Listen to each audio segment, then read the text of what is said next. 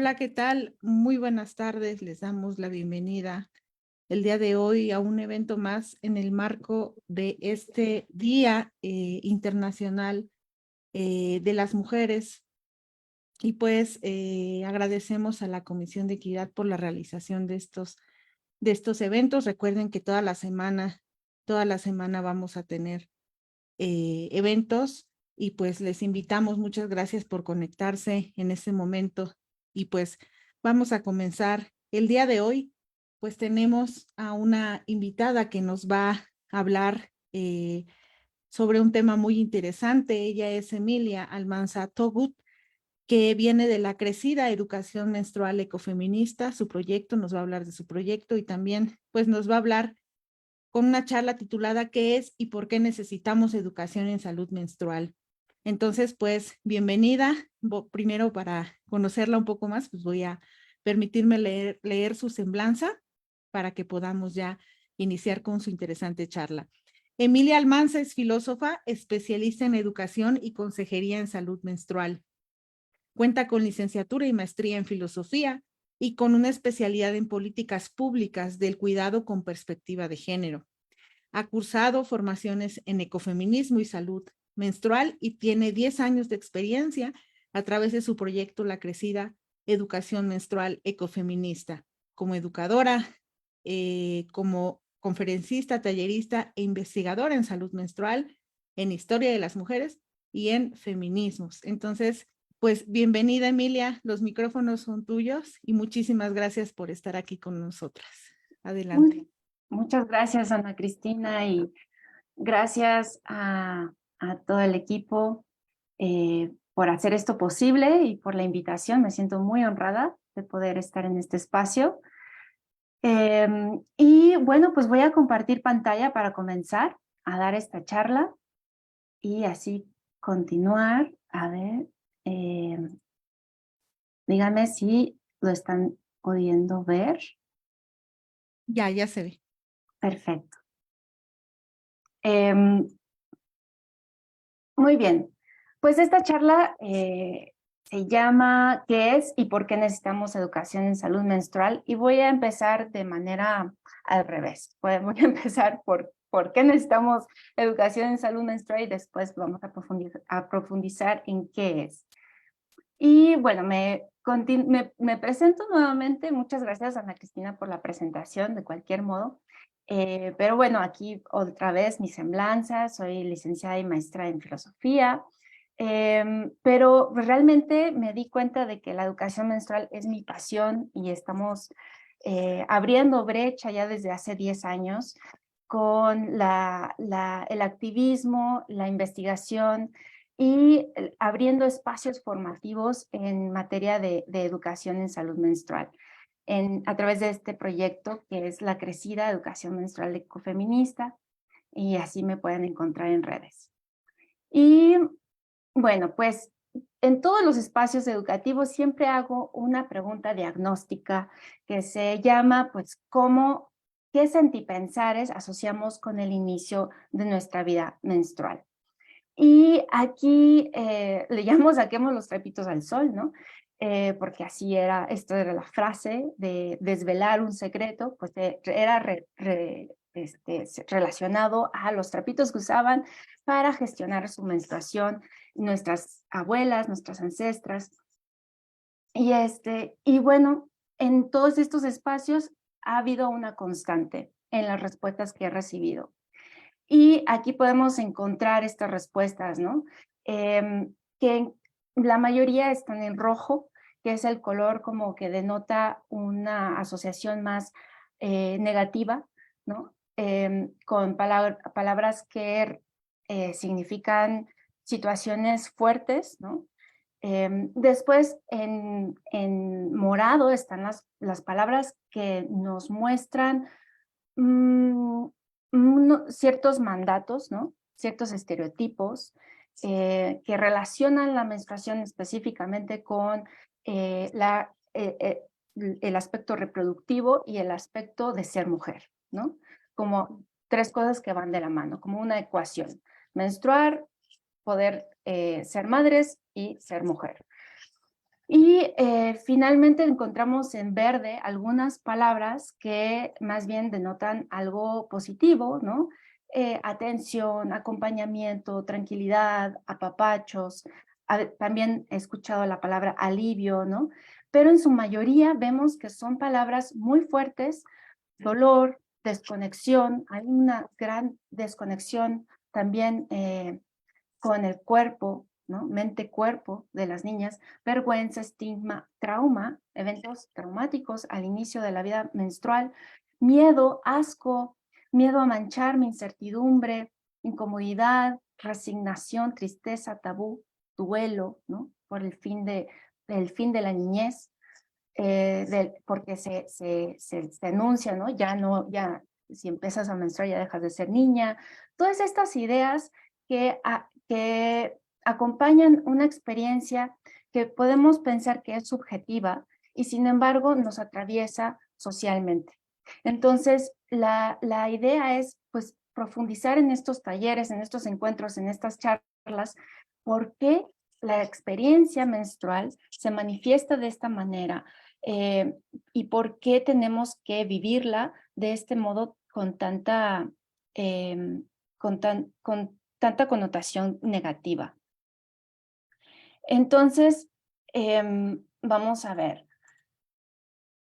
Es necesario entonces, para entender la educación menstrual y de qué trata, por qué la necesitamos, es necesario ver de dónde venimos y cuál es el estado actual de las niñas, adolescentes y mujeres en materia de salud y educación menstrual, para saber a dónde vamos, para saber cómo vamos a transformar este escenario y saber entonces cuáles serían los enfoques necesarios para hablar de una nueva educación menstrual.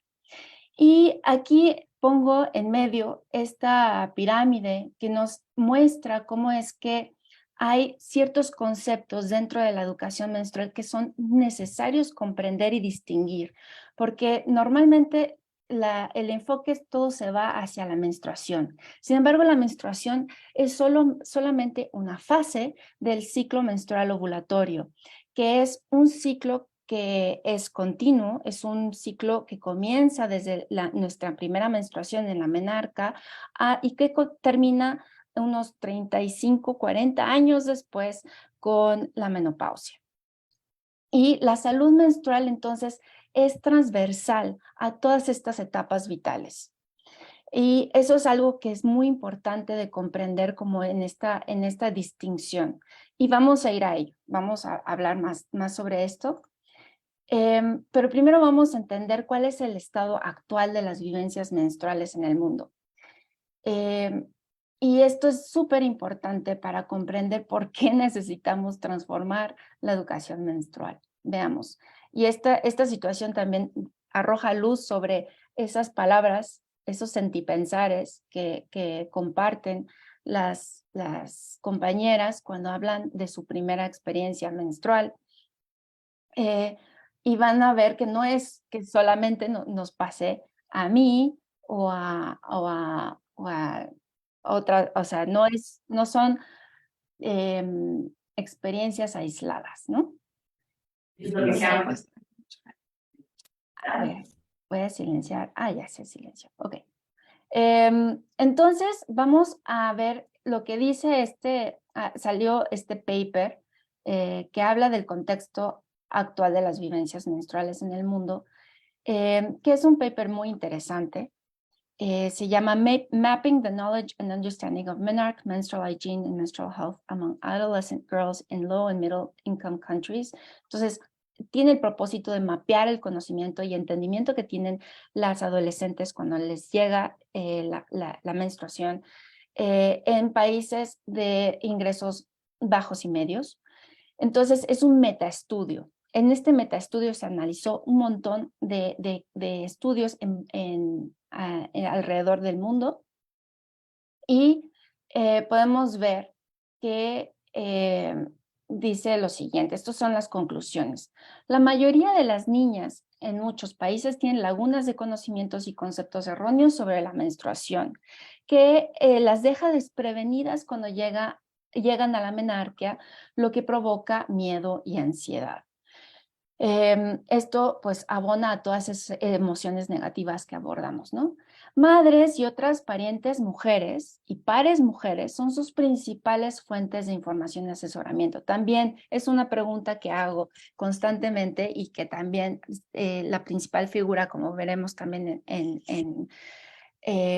otros estudios, es la madre la que comparte la principal fuente de información sobre menstruación, que en sí mismo no es algo negativo, pero lo que está, digamos, es que las madres están solas ante la impartición de esta información, y la información que comparten a su vez no es la más adecuada porque ellas mismas no recibieron adecuada educación menstrual, ¿no? Entonces, solamente algunas tienen acceso adicional a fuentes como medios de comunicación e internet, que sin embargo tampoco son medios fiables.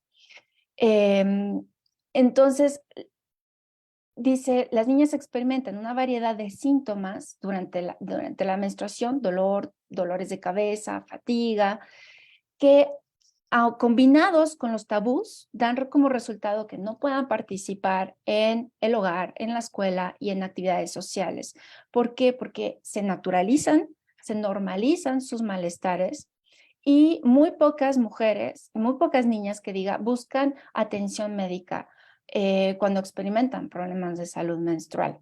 Y si acaso algunas recurren a remedios caseros. Entonces, muchas niñas en comunidades empobrecidas, urbanas y rurales, tienen también menos probabilidades de obtener y usar toallas sanitarias. Y aquí también estamos hablando de la feminización de la pobreza, ¿no? En donde tienen que hacer uso de materiales que no son los más indicados para poder gestionar su menstruación, y a eso se incrementa la falta de privacidad que hay en muchos baños, por ejemplo, en las secundarias o en las primarias, telesecundarias, por ejemplo. No hay no hay puertas, no cuentan con ni siquiera puertas, ¿no? Entonces, no hay una privacidad en estos espacios y esto abona a la deserción escolar.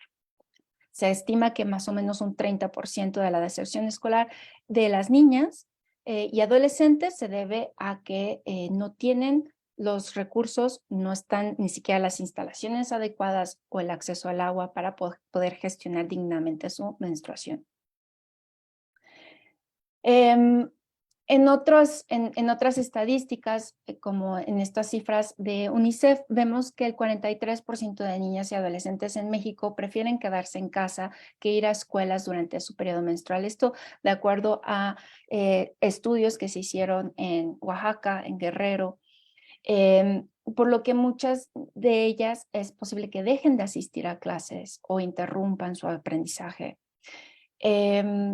En México, solo el 5% de los niños y adolescentes varones tienen conocimientos precisos sobre la menstruación, que si vamos en niñas y en mujeres, solamente es el 16%. Entonces, tampoco estamos mucho mejor que los niños. Y solo el 5% de los padres, hombres, o de los médicos inciden, es decir, hablan sobre la menstruación con sus hijas o con sus pacientes, niñas, adolescentes y mujeres. ¿Qué quiere decir esto? Que no están viendo la menstruación como un signo de salud. No lo están considerando de esta manera. No preguntan por esto para ahondar en sus diagnósticos. Y la conclusión a la que llega el sistema de Naciones Unidas es que la situación actual en salud menstrual es desfavorable para niñas, adolescentes y mujeres en todo el mundo. Y también pregunto esto, ¿no? ¿Ustedes han tenido que faltar a la escuela o al trabajo por menstruar? ¿Sintieron vergüenza por menstruar en la escuela? ¿Han recibido burlas o acoso por menstruar con palabras como sucia o asco? Y las respuestas casi siempre son positivas, son afirmativas. niñas, adolescentes y mujeres entonces experimentan uno de los procesos fisiológicos más largos, importantes. O sea, te estamos hablando, esto nos atraviesa toda nuestra existencia, toda nuestra vida, pero nuestra vida menstrual, o sea, digamos, podemos ver la vida menstrual pre y post, ¿no? En la infancia, en la niñez, después el comienzo de nuestra vida menstrual, en la pubertad y termina hasta la menopausia. Entonces estamos hablando y tiene efectos, como vivimos en nuestra vida menstrual, tiene efectos después de la menopausia.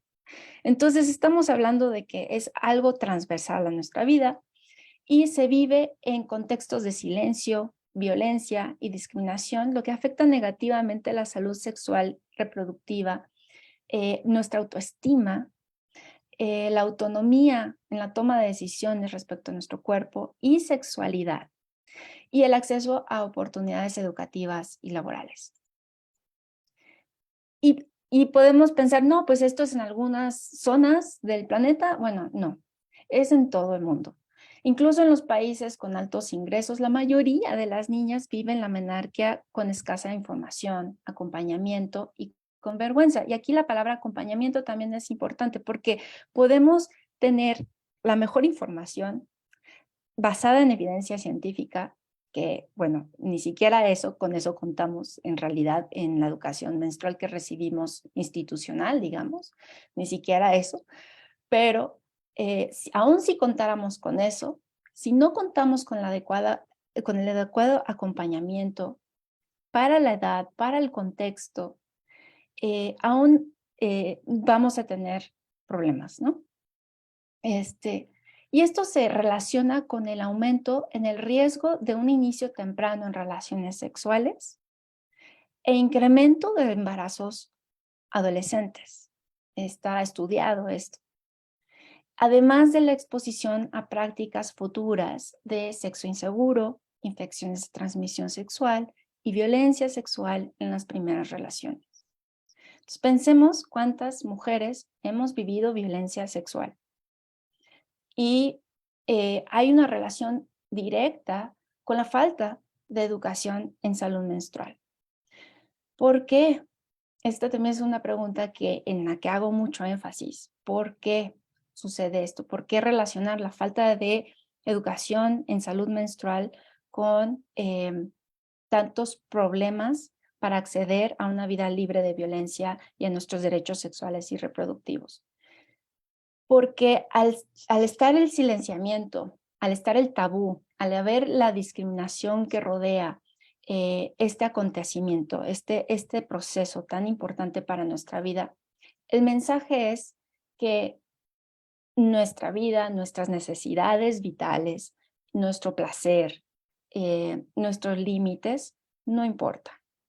O sea, al poner el énfasis en que la menstruación y el ciclo menstrual solo tienen importancia en términos reproductivos, nos están enseñando que nuestras necesidades vitales no importan, son secundarias al hecho de que nuestro ser es un ser para otros, como diría Marcela Lagarde, ¿no?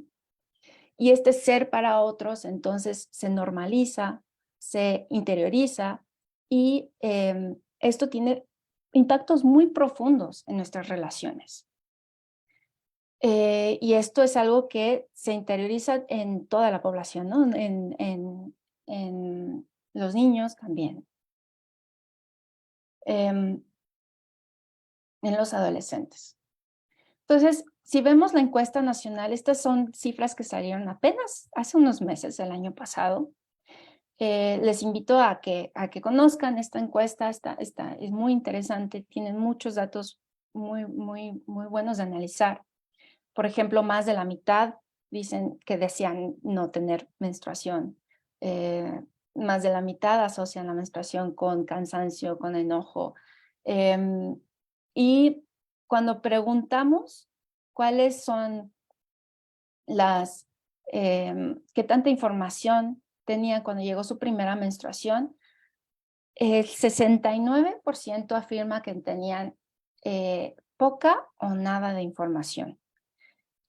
14% algo y 16% mucha. Sin embargo, yo pondría como en cuestionamiento qué entendemos por algo o mucha si las fuentes principales de educación menstrual institucionales, digamos, tienen fallas, tienen huecos, no tienen perspectiva de género y no tienen siquiera datos basados en evidencia científica.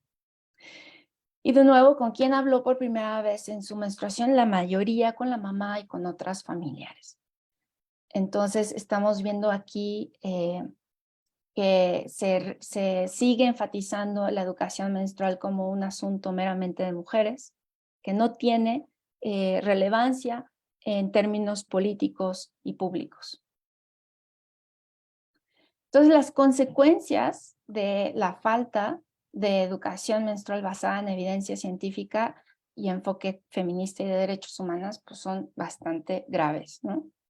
Aumentan las brechas de género, hay menos oportunidades académicas y laborales, menos ejercicio de derechos humanos, de salud, sexuales y reproductivos, económicos, sociales y culturales, y menos autonomía corporal, económica y de poder de decisión. Cuando hablamos de autonomía, la autonomía, esa capacidad de tomar decisiones informadas sobre nuestra vida,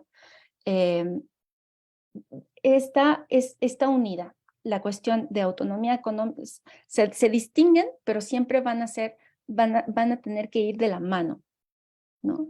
El poder de decisión, la autonomía económica y la autonomía corporal son una. Y hay exposición a violencia, a discriminación, a factores de riesgo para la salud física y mental. Y entonces podemos hablar de que empeoran la salud y la calidad de vida en todas las etapas de desarrollo vital. No es menor entonces el impacto que tiene la falta de educación menstrual. Y pues podemos ver que todo esto pues nos violenta y coloniza nuestros cuerpos y saberes y crea muchos mitos en torno a la menstruación y nuestra salud, ¿no?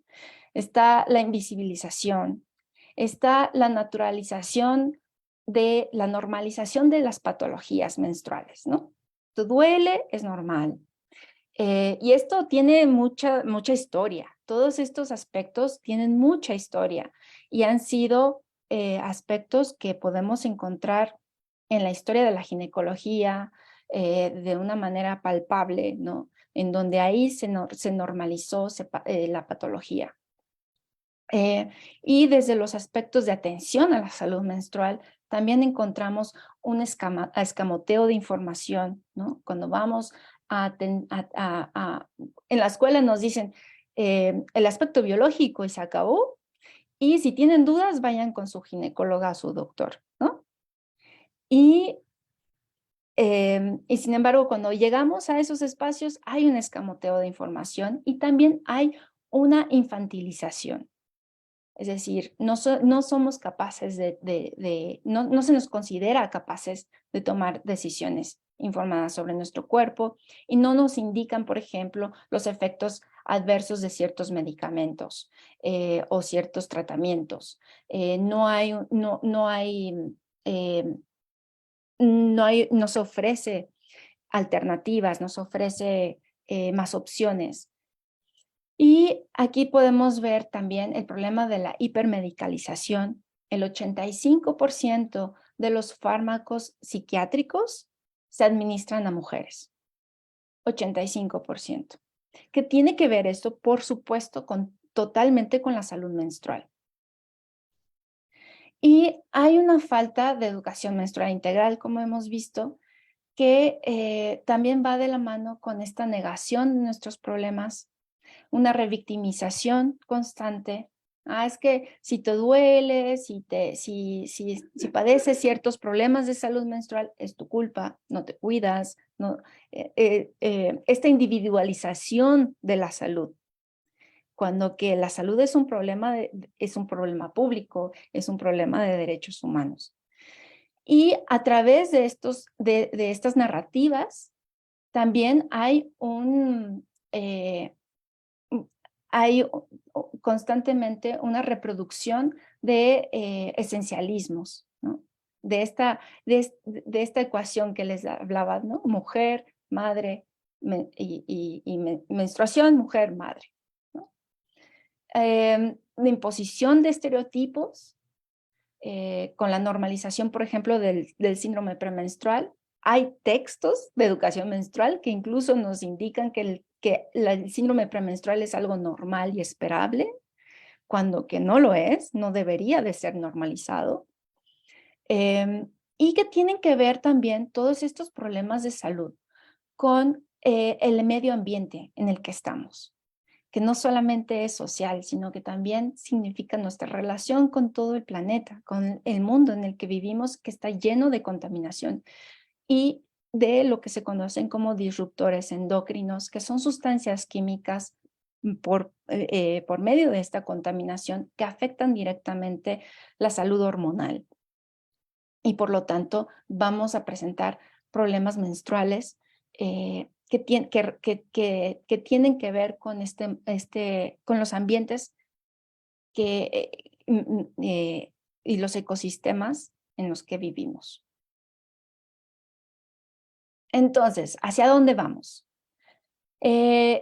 Vamos hacia una nueva educación menstrual y esto ha sido impulsado gracias a una multiplicidad de activismos menstruales.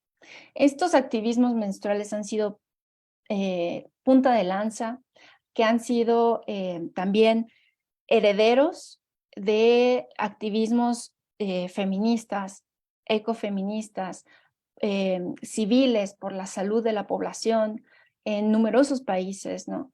Y Nuria Calafell Sala, que tiene un artículo muy bueno que se llama Menstruación decolonial, que lo pueden encontrar en redes, les recomiendo mucho que la lean.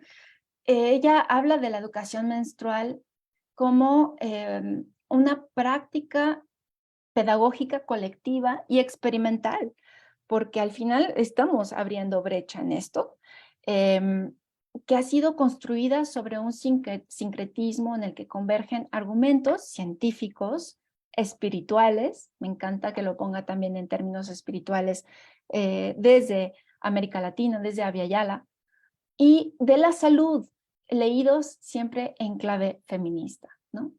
Entonces, aquí estos activismos menstruales que han sido diversos, han puesto siempre la cuestión de que para hablar de menstruación consciente, para hablar de salud menstrual, tenemos que ponerlo sobre el foco de lo público y visibilizar todos los problemas que atañen a esto. Entonces, vámonos de vuelta a esta pirámide, a esta forma de comprender la educación menstrual. Y vemos aquí que la educación en salud menstrual tenemos que abarcarla entonces desde un enfoque biopsicosocial de género y de derechos humanos. Y aquí están los sistemas educativos implicados, las propuestas pedagógicas experimentales nuevas y que son herederas de muchas perspectivas, que se tienen que desarrollar manuales de salud e higiene menstrual, que ya existen algunos manuales, hay otros que se están implementando, que se están desarrollando, que estamos trabajando en ello, por ejemplo, desde Menstruación Digna México. Políticas públicas que también se están impulsando para que la dignidad menstrual sea parte de las políticas públicas. Y todo esto impulsado desde la base de los activismos menstruales. Y pues obviamente también con acciones humanitarias. Y aquí vemos que la salud menstrual entonces nos lleva a pensar en indicadores biopsicosociales de salud menstrual a lo largo de toda la trayectoria vital, desde la premenopausia hasta desde la premenarquia hasta la postmenopausia, ¿no? Y estos indicadores podemos mencionarlos, podemos profundizar en ellos. Yo doy todo un curso sobre esto, toda esta pirámide que dura unas 17 horas más o menos, ¿no? Entonces hay mucho que abarcar de todo esto. El ciclo menstrual, entonces, entendido y explicado con base en evidencia científica, sin prejuicios y estereotipos de género, que se dice más fácil de lo que es, porque muchas veces aquí se cuelan muchos mandatos de género cuando hablamos del ciclo menstrual. Y este ciclo menstrual, entonces, comprendido más allá de la explicación reducida a la capacidad reproductiva de las mujeres, sino es principalmente como un indicador de salud, muy importante. Y comprender la fase menstrual, entonces, desde la gestión de la menstrual digna, cuidados e insumos menstruales y recursos, menstruación saludable y distinguir, aprender a distinguir lo que es una menstruación de otros sangrados uterinos que no lo son.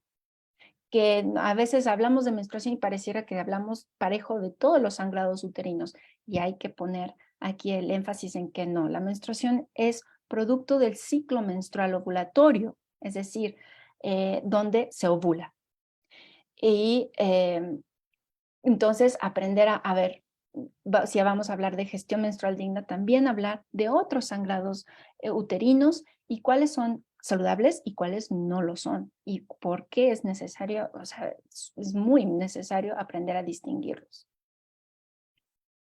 Entonces, podemos ir a esta definición de educación en salud menstrual, que yo comparto desde Escuela La Tribu, y dice: la educación en salud menstrual es una estrategia de promoción de la salud que tiene por objetivo la creación de espacios colectivos de aprendizaje en materia de salud menstrual, para fortalecer la capacidad de toma de decisiones autónomas, informadas, de cuidado y coherentes con las necesidades y contextos de las niñas, adolescentes, mujeres y comunidades. Y esta definición va de la mano con lo que yo interpreto como menstruación consciente. Cuando hacemos consciente nuestra menstruación, nuestro proceso cíclico, estamos hablando más allá de ser conscientes las fases de un proceso fisiológico, sino que también estamos haciendo conscientes la, nuestra historia, nuestra relación con las ancestras, la memoria ancestral, con la cuestión de nuestro contexto social, político, histórico. Entonces, esto quiere decir que los aterrizajes y los abordajes en educación en salud menstrual deben de responder a esta diversidad de contextos. En el 2022, la Organización Mundial de la Salud ya hizo así, esto así también hace bien poquito, ¿no? Menos de un año, pidió reconocer la menstruación como un asunto de salud y de derechos humanos y no de higiene. Entonces aquí también es un llamado a las organizaciones internacionales, porque y que es algo que las activistas desde hace mucho estamos haciendo este énfasis de que la palabra higiene tiene problemáticas, ¿no? De connotaciones negativas respecto a la menstruación, y que reducen toda la educación simplemente a la cuestión de la gestión del sangrado menstrual, ¿no? Cuando que ahora la misma Organización Mundial de la Salud hace eco de lo que hemos estado enfatizando las activistas, y la misma organización, la OMS, dice, habla de cómo hemos sido las activistas las que hemos puesto esto sobre la mesa, y dice: es necesario reconocer y enmarcar la menstruación como un asunto de salud y no de higiene, con dimensiones físicas, psicológicas y sociales que debe ser abordado de acuerdo a la trayectoria vital, desde antes de la menarquia hasta la posmenopausia. Entonces, la falta de insumos, por ejemplo, para poder gestionar dignamente nuestro sangrado, la menstruación, es parte de un problema de salud que impacta la salud física y mental. Y también aquí, por eso, habla de que es necesario para tener acceso a la salud menstrual, tener acceso a la información y a la educación menstrual, no solamente a los productos o al agua, ¿no? Que también son súper importantes aquí.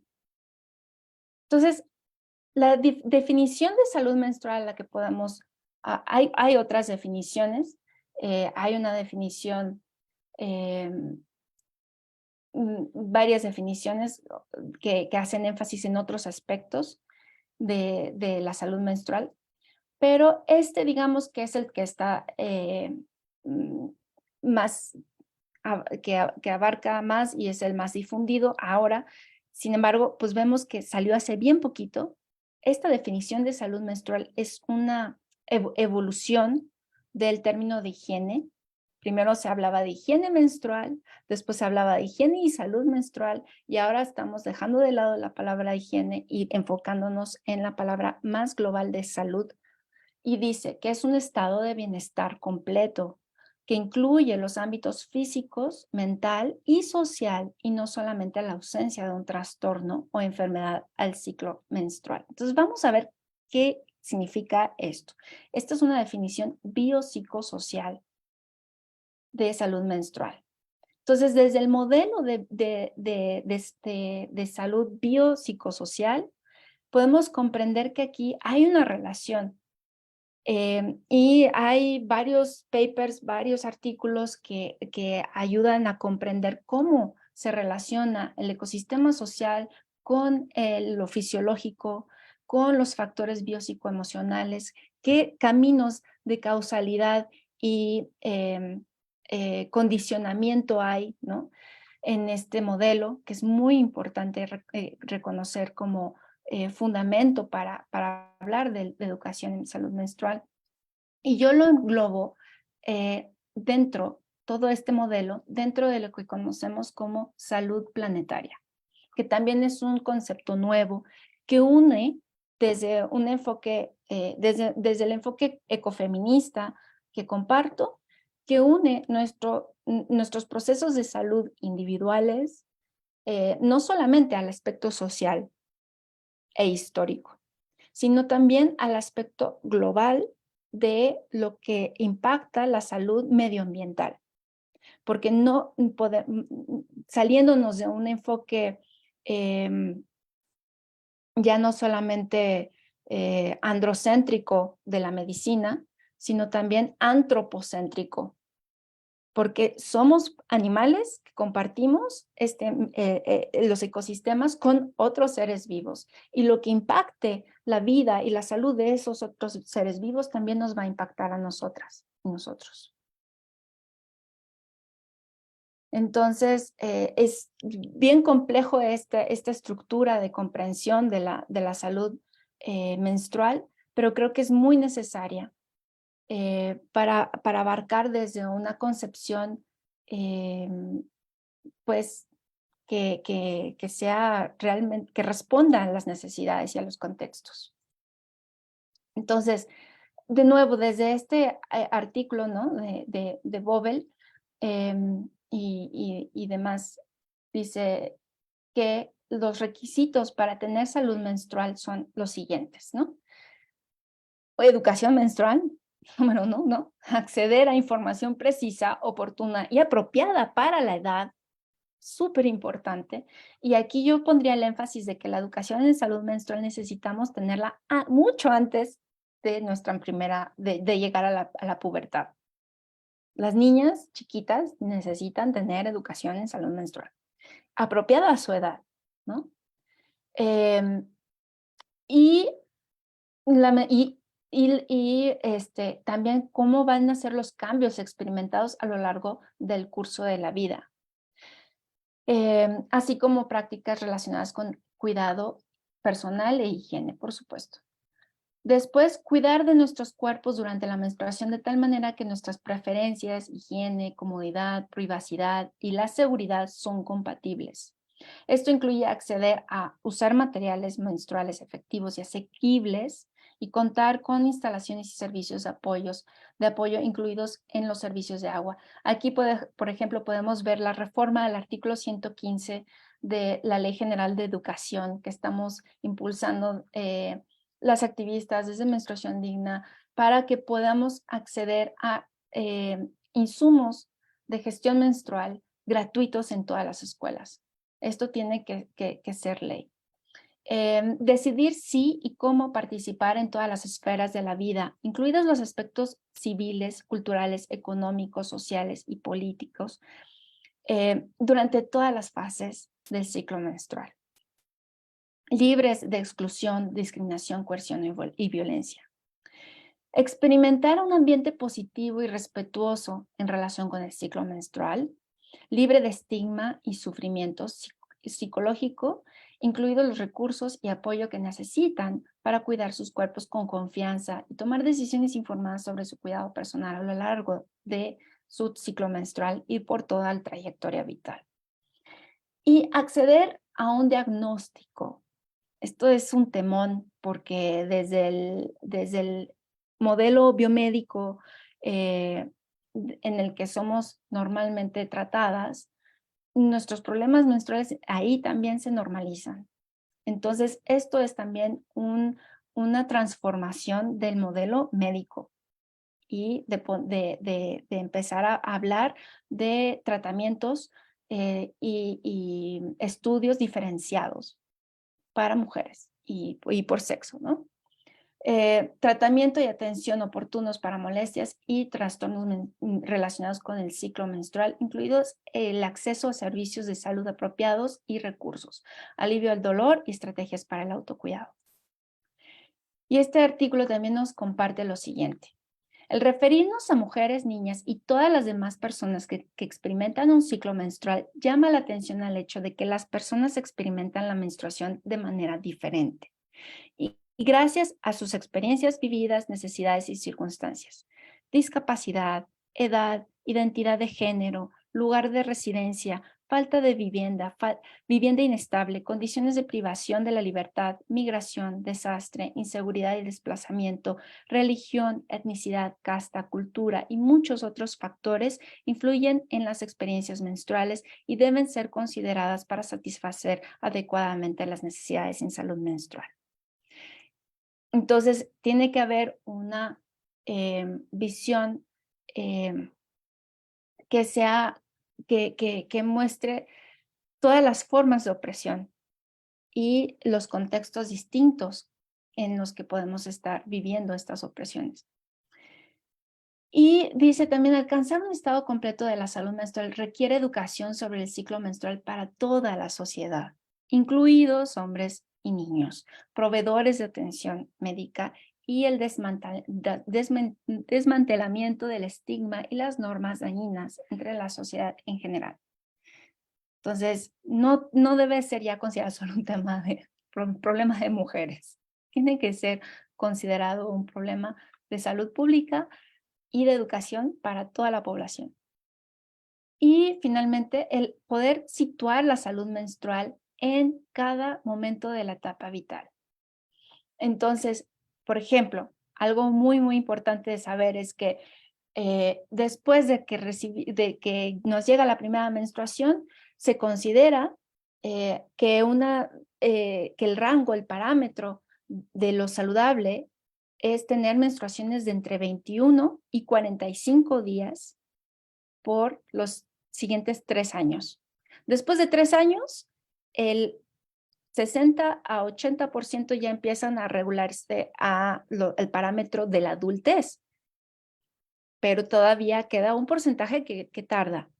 ¿Por qué? Porque se está madurando el eje hipotálamo, hipófisis, ovarios, hay una maduración aquí. Entonces, cuando las niñas dicen, es que yo no tengo menstruaciones de 28 días, que es un mito aparte, los ciclos no duran 28 días. Esa cifra es un mito. En promedio, ¿no? En promedio, en realidad, son 29.3 días. Pero cuando esto se nos achaca que tienen que ser de 28, 28, 28, no tienes menstruación, entonces eres irregular, entonces vas con la ginecóloga y te recetan pastillas anticonceptivas para regularte el ciclo. Esto no es así, no regula nada y esto afecta la maduración hormonal de las adolescentes. Y cuando esta maduración está en proceso. Entonces, el poder reconocer, por ejemplo, que para ellas pueden tener ciclos distintos, esto es parte de comprender y situar la salud menstrual en cada momento de la trayectoria vital. Y estamos hablando también de la adultez, del momento postparto, postaborto, y durante el climaterio, por ejemplo. Y entonces, debemos dejar de pensar la menstruación, el ciclo menstrual y la salud menstrual solo desde la capacidad reproductiva y poner la salud menstrual como transversal a toda la trayectoria vital, como un pilar fundamental de la salud biopsicosocial, como los seres integrales que somos. No estamos separadas cuerpo-mente. Entonces, todo esto tiene que verse desde un enfoque de género feminista y un enfoque de derechos humanos. Esta educación tiene que estar enfocada así, de esta manera. ¿Por qué?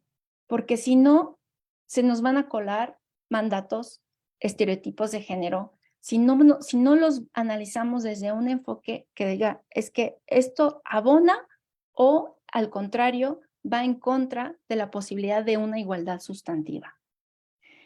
Entonces, cuando hablamos de igualdad sustantiva, no nos estamos refiriendo a un criterio de semejanza, de que somos iguales, sino justamente de que somos personas diversas y sin embargo se nos otorga el mismo valor dentro de un pacto de justicia, que una convención social que busca justicia. Entonces, según este pacto, se reconocen como iguales a quienes pertenecen a distintos sexos, etnias, clases sociales, géneros, entre otros, ¿no? Y la evidencia muestra que el goce y ejercicio de derechos por parte de las niñas, mujeres y otras personas que menstruan requiere de la especificidad en su promoción y protección para alcanzar el ideal abstracto de la universalidad de derechos. Entonces, de nuevo, esto responde a nuestros contextos, ¿no? Responde a las diversas opresiones que nos pueden atravesar.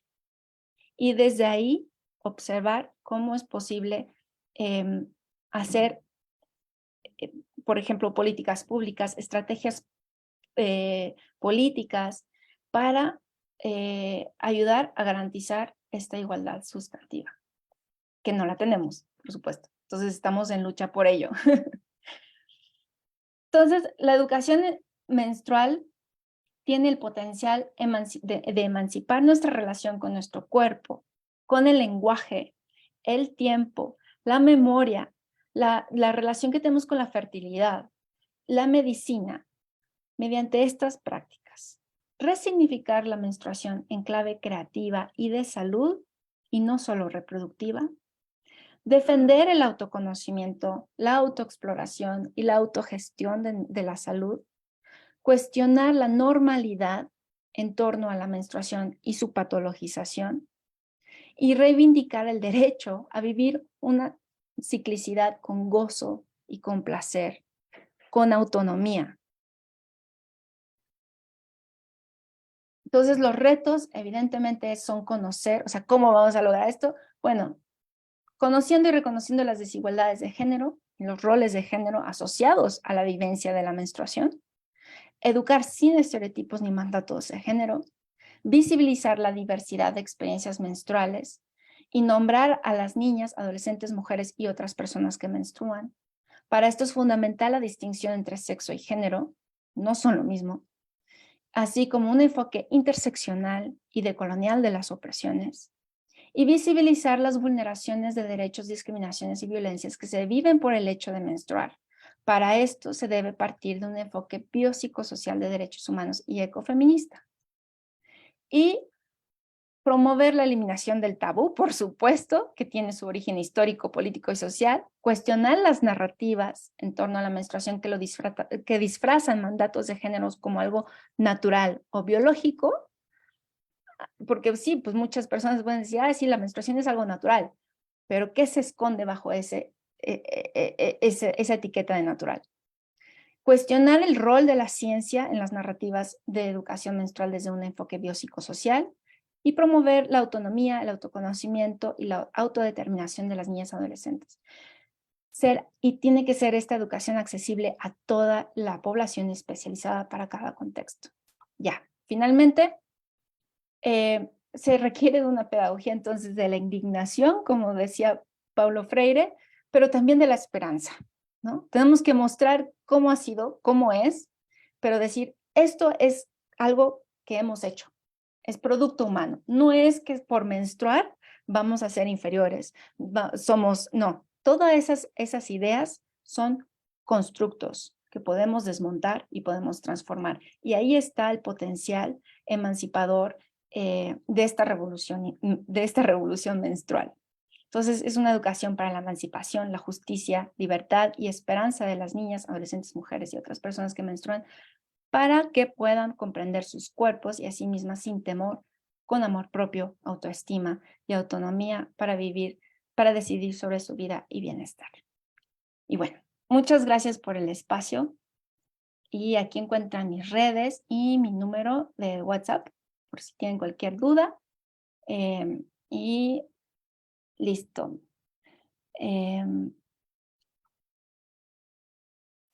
Veo que hay preguntas. No sé. Sí, sí, sí, Emilia, con muchísimas gracias. La verdad es que nos dejas con muchas, muchas tareas para hacer y para poder participar de esta, pues en esta educación, ¿no? Hacia la menstruación como desde una perspectiva de salud, desde una perspectiva de género, desde una perspectiva de derechos humanos, desde una perspectiva no disciplinar, no biológica, ¿no? No esencialista, no desde los estereotipos.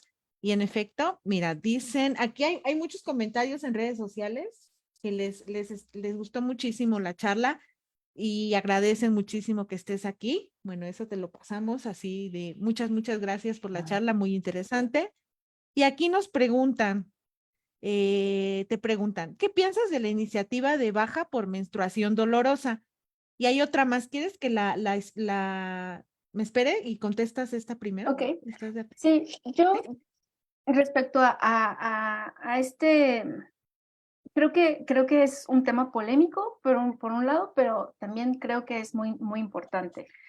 El problema que le encuentro a esta iniciativa de la licencia por menstruar, por menstruaciones dolorosas o patológicas, digamos, también puede haber menorragias, o sea, hay distintas razones por las que esta menstruación, esta licencia se podría otorgar, pero principalmente se enfoca en el dolor, es que se requiere un aval médico, ¿no? Un diagnóstico médico. Y este diagnóstico médico me parece que es el punto débil de esta iniciativa porque se tiene que reformar el modelo biomédico de la salud menstrual. Porque para empezar, hay un rollo de que te duele, eso no lo podemos, o sea, con la dismenorrea primaria, por ejemplo, ¿no? Que no tiene no se le encuentran no hay estudios de sangre o que puedan identificar, que digan, aquí esto es por lo que le duele, ¿no? Y hay una normalización de estas patologías dentro de los sistemas médicos. Entonces, tiene que haber esa respuesta de parte del... Pero creo que en general es un avance. No creo que estas iniciativas estén normalizando el dolor, al contrario, creo que están poniendo en evidencia que es un problema, porque en efecto faltamos o sea, muchas mujeres faltan a su trabajo por menstruar y no hay forma de hablar de esto siquiera, ¿no? Entonces se les descuentan salarios, o sea, de cualquier modo entonces esta iniciativa ya está poniendo el problema sobre la mesa, que hay todavía mucho que abarcar y mejorar, por supuesto, pero creo que sí es un avance que se ponga sobre la mesa y también que se ponga sobre la mesa que esto no sea un factor más discriminatorio para que las mujeres puedan acceder a espacios laborales. Bien, muchas gracias, Emilia. También aquí nos mandan una pregunta que dice, con la aprobación de una licencia menstrual en la Ciudad de México, ¿puedes comentarnos cómo la educación menstrual puede potenciar la aprobación de esta iniciativa, no solo en la Ciudad de México, sino en otros estados, así también como esta licencia es importante para la salud y el acceso a una menstruación digna? Claro, pues es fundamental, principalmente una educación centrada en la salud menstrual, como he descrito, biopsicosocial, necesita compartirse en todos los espacios educativos y laborales, justo para que no se normalicen los problemas de salud menstrual y se sepa diferenciar cuál es una menstruación y un ciclo menstrual saludable de lo que no lo es. Y así podemos exigir nuestros derechos, por supuesto. Muchas gracias. Y aquí hay otra más. Dicen, ¿qué libro nos recomiendas sobre la menstruación para una niña de 11 años? Pero se une con otra más, que cómo incluir a niñas y adolescentes en la educación menstrual. Sí, ese es un temón, porque se debe hacer de una manera, pues con cuentos lúdicos, con juegos, ¿no? Entonces, aquí tengo, por ejemplo, este texto, Libro Rojo de las Niñas, que a lo mejor este texto podría servir para niñas que todavía no les ha llegado su ciclo, pero también después, ¿no? Em, y tienen frases, es muy sencillo, ¿no? Pero tiene frases que son muy bonitas, ¿no? Todo cambia dentro y fuera de ti. Como la naturaleza, no siempre sientes que es primavera dentro de ti. Entonces, empezar mira, esa sangre que tu cuerpo sabio, esa sangre que tu sabio cuerpo deja salir voluntariamente en sintonía con la luna, es la sangre de la vida. Entonces, son mensajes positivos. Yo lo que he visto es que en las escuelas, cuando he dado educación menstrual a niñas, cuando todavía no les llega su menarca, están muy curiosas, ¿no? Y reciben toda la información como esponjas y les encantan los juegos y lo sienten como una manera muy, muy bonita. Hay una diferencia cuando ya les ha llegado, porque ya han recibido el tabú, ya han recibido la discriminación. Entonces, ya se sienten así, como, ay, van a hablar de algo que me da mucha pena, ¿no? Que me da mucha vergüenza. Entonces, ahí ya es otro momento. Y ahí, habría que ser sensibles también a qué mensajes han recibido esas niñas para decirles que no, para poder ayudarles a distinguir los mensajes que son buenos de los que no queremos seguir compartiendo. Y también hay otro texto que, bueno, más que texto es una guía, es algo lúdico que hace mi compañera de la red de educación menstrual que se llama Concepción Juárez, eh, ¿no? Menstruación, dice movimiento, y bueno, voy a dejar de compartir pantalla para que me puedan ver completa. Ahí está. Movimiento de formas y colores, ¿no? Y aquí viene toda la cuestión de qué esperar, es, es táctil, también eso es muy bonito, ¿no? Que al ser táctil, pues puede enganchar de otra manera, viene como los cambios que se perciben, y la vulva, el útero, es una maravilla esto. Yo cuando lo vi casi me pongo a llorar. ¡Ay, qué hermoso! Entonces, este tipo de materiales deberían de estar en todas las escuelas, ¿no?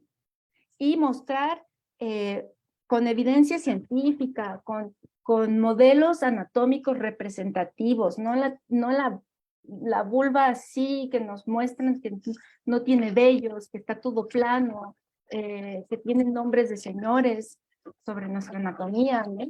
Entonces, todo esto son cosas que se tienen que empezar a cambiar. Ah, pues muy buenos materiales. Te agradecemos mucho porque están re bonitos, ¿eh? La verdad es que sí hubiéramos pues tenido otras historias si hubiéramos tenido materiales así, ¿no? Disponibles Exacto. en las escuelas, en nuestra formación. Te agradecemos mucho, Emilia. Se nos ha acabado el tiempo, lamentablemente, pero a nombre de la Comisión de Equidad de aquí de la Facultad de Ciencias, a nombre de todas las personas que están también en la audiencia y que te agradecemos mucho la charla, muchas gracias. Nos encontramos muy pronto. Y pues bueno, nos despedimos de todos, de todos ustedes que están allí en redes sociales. Seguimos con los eventos en el marco del 8M toda la semana, así que acompáñanos y pues nos vemos muy pronto. Hasta luego. Muchas gracias. Y bueno, nada más para concluir, las espero en el bloque rojo, en la contingenta menstrual que vamos a tener ahí en redes. Van a encontrar la información, que ahorita voy a subir la información, para la marcha de este miércoles. Ah, muy bien, muchas gracias, Emilia. Bueno, Hasta muchas luego. gracias por la invitación. Abrazos. Adiós. Adiós.